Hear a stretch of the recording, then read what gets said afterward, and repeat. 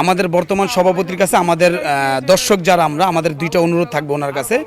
আমরা যারা মাঠে খেলা দেখতে আসি, যেমন আমরা বিদেশেগুলো দেখি, যেমন ভারতে বা অন্যান্য দেশে যখন খেলা হয় সেখানে তারা যেভাবে করে প্রতি ওভার শেষে একটা মিউজিকের ব্যবস্থা করে এবং পাশাপাশি মিউজিক এবং প্রতিটা আমরা যেন এই উৎফুল্লটা যেন আমরা পাই, দর্শকরা আমরা আনন্দ করতে আসি, আমরা ম্যাচ উপভোগ করতে আসি। হার জিত এটা আমাদের খেলার একটা অংশ, আমরা হারবো জিতবো এটি আমাদের অংশ, কিন্তু আমরা জয়লাভটা তখনই আনন্দ হয় যখন একটা মিউজিক থাকবে, মাঠে একটা কনসার্ট পরিবেশ থাকবে। এটা আমাদের সভাপতির কাছে এটা অনুরোধ।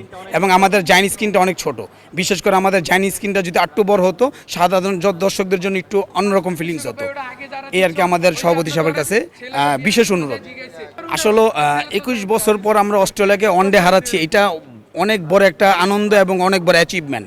পাশাপাশি আমাদের সবচেয়ে বড় যে প্লাস পয়েন্ট, আমরা বিগত দিনে যে সিরিজগুলো আমাদের খেলা হয়েছে, আমরা অনেকে বলতো বাংলাদেশ লো পিচ করে এবং স্পিন উইকেট করে, এই স্পিন উইকেটকে আমরা ওভারকাম করে আজকে যে উইকেট আমরা খেলা দেখেছি এবং খুব স্পোর্টিং উইকেট যেটাকে বলে, এবং এখানে খুব আরামে রান করা যায় আজকে, সেটা প্রমাণিত। এবং অনেকে আরেকটা বিষয় না বললেই নয়, অনেকে বলে অস্ট্রেলিয়া একটু দুর্বল দল, আসলে না, আজকে কিন্তু অস্ট্রেলিয়া কোনোভাবেই দুর্বল দল আসে নাই। অস্ট্রেলিয়া তাদের সেট আপে প্রতিটা প্লেয়ার কনলয়ে তারা আইপিএলে ভালো পারফর্ম করেছে এবং তারা বাংলাদেশে এসে আমাদের বাংলাদেশের খেলোয়াড় আজকে যেভাবে বিশেষ করে নাহিদ রানা, বলা বলে এবং মুসাদ্দেক আজকে 4 বছর পর অলরেডি তাই সেই টিমে ঢুকে যে কাভার সেই যে ইয়াটা দেখিয়েছে, তার অলরাউন্ডার নৈপুণ্য।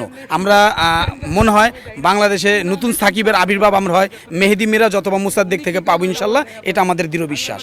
আমরা অলরাউন্ডারে আমরা অলরাউন্ডারের ইয়াতে ভুগতেছি, যেমন সাকিবের একটা রিকাভারি আমরা পাচ্ছিলাম না এতদিন, এবং আমার কাছে কেন যেন মনে হচ্ছে মুসাদ্দেক এবং মেহেদি মিরাজ তারা এই সাকিবের এই যে জায়গাটা, গ্যাপটা তারা পূরণ করবে, এটা আমাদের আত্মবিশ্বাস ইনশাল্লাহ। অবশ্যই তো আমরা যেহেতু আমরা সমর্থক, আমরা তো চ্যাম্পিয়ন আশা করি, কিন্তু তারপরেও এটা অনেক অসম্ভব হলেও সম্ভব যদি আমরা আমাদের ওইভাবে দিতে পারি। কিন্তু আমাদের এখানে কিছু কাজ করতে হবে ক্রিকেটে, সে বিশেষ করে আমাদের যে প্লেয়ারে যে এখন খেলতেছে তাদেরকে ধরে রাখতে হবে।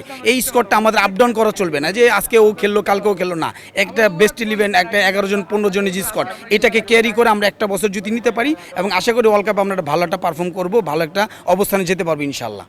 হ্যাঁ, ওপেনিং জুটিটা আসলে বিষয়টা হচ্ছে, দেখেন সাইফ দীর্ঘদিন ধরে একটু রান পাচ্ছে না, আবার সে রান পাবে। এখানে আমরা সৌম্যকেও ট্রাই করতে পারি মাঝে মাঝে, এবং সাইফের জায়গায় আমরা যদি এখানে আরেকটা কাজ করতে পারি সেটা হচ্ছে ইমনও কিন্তু একটা ফার্স্ট ক্লাস খেলোয়াড়, আমরা ইমনকেও আমরা ট্রাই করতে পারি ওপেনিংয়ে। এবং সাইফ আছে, সৌম্য আছে, ইমন আছে, এই তিনটা একটা সেট আপ করে আমরা ওপেনিংটা এখানে কাজ করতে পারি। হ্যাঁ, আমরা বিগত যে ম্যাচগুলো জয়লাভ করেছি আপনারা যদি একটু দেখেন, সেখানে বেশিরভাগ বলারদের অবদান বেশি। হ্যাঁ, আজকে যেমন ব্যাটাররা যে অবদানটা দেখিয়েছে, অবশ্যই অলরাউন্ডার নৈপুণ্য ছিল সেখানে।